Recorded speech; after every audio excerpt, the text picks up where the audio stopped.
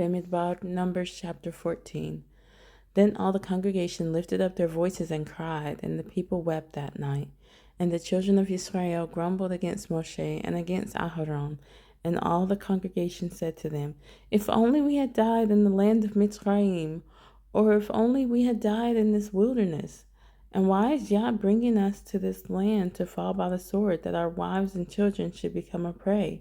Would it not be better for us to turn back to Mitzrayim? And they said to each other, Let us appoint a leader, and let us turn back to Mitzrayim. Then Moshe and Aharon fell on their faces before all the assembly of the congregation of the children of Israel.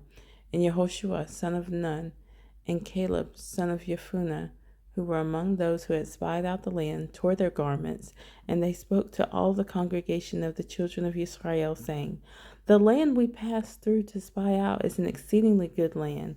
If Yah has delighted in us, then he shall bring us into this land and give it to us, a land which is flowing with milk and honey. Only do not rebel against Yah, nor fear the people of the land, for they are our bread. Their defense has turned away from them, and Yah is with us. Do not fear them. But all the congregation said to stone them with stones. Then the esteem of Yah appeared in the tent of appointment before all the children of Israel. And Yah said to Moshe, How long shall I be scorned by these people, and how long shall I not be trusted by them, with all the signs which I have done in their midst? Let me strike them with the pestilence and disinherit them, and make of you a nation greater and mightier than they. And Moshe said to Yah, Then the Mitzrites shall hear it, for by your power you brought these people up from their midst. And they shall say to the inhabitants of this land, They have heard that you, Yah, are in the midst of these people, that you, Yah, are seen eye to eye, and that your cloud stands above them, and you go before them in a column of cloud by day, and in a column of fire by night. Now if you shall kill these people as one man, then the nations which have heard of your report shall speak, saying, Because Yah was not able to bring this people to the land which he swore to give them, therefore he slew them in the wilderness. And now I pray, let the power of Yah be great, as you have spoken, saying, Yah is patient and of great loving commitment, forgiving crookedness and transgression, but by no means leaving unpunished, visiting the crookedness of the fathers on the children to the third and fourth generation. Please forgive the crookedness of this people, according to the greatness of your loving commitment, as you have forgiven this people from Mitzrayim even until now.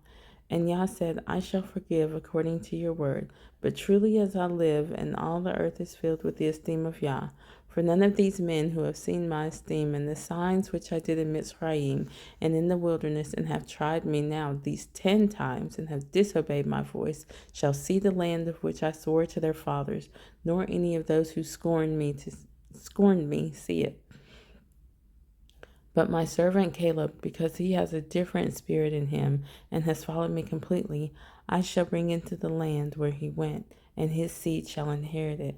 Since the Amalekites and the Canaanites are dwelling in the land, turn back tomorrow and set out into the wilderness by the way of the Sea of Reeds. And Yah spoke to Moshe and to Aharon, saying, How long shall this evil congregation have this grumbling against me? I've heard the grumblings which the children of Israel are grumbling against me. Say to them, As I live, declares Yah, as you have spoken in my hearing, so I do to you.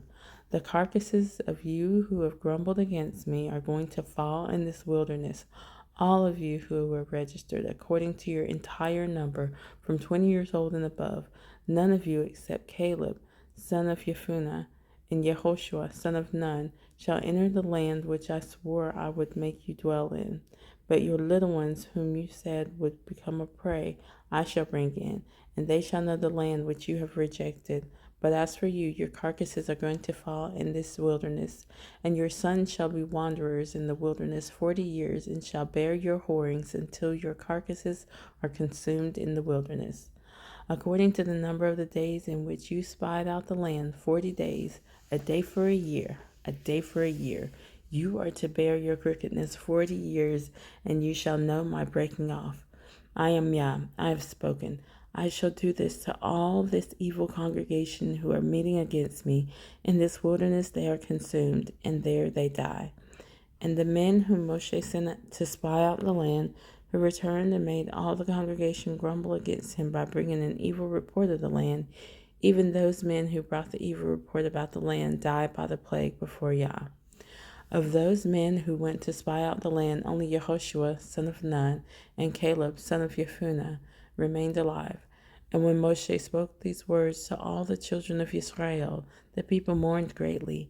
And they rose up early in the morning and went up to the top of the mountain, saying, See, we have indeed sinned, but we shall go up to the place which Yah had spoken of. But Moshe said, Why do you now transgress the mouth of Yah, since it does not prosper? Do not go up, lest you be smitten by your enemies, for Yah is not in your midst. Because the Amalekites and the Canaanites are there before you, and you shall fall by the sword, because you have turned away from Yah. Yah is not with you. But they presumed to go up to the mountain top, but neither the ark of the covenant, nor Yah, nor Moshe left the camp. So the Amalekites and the Canaanites who dwelt in that mountain came down and struck them and beat them down, even to Hormah.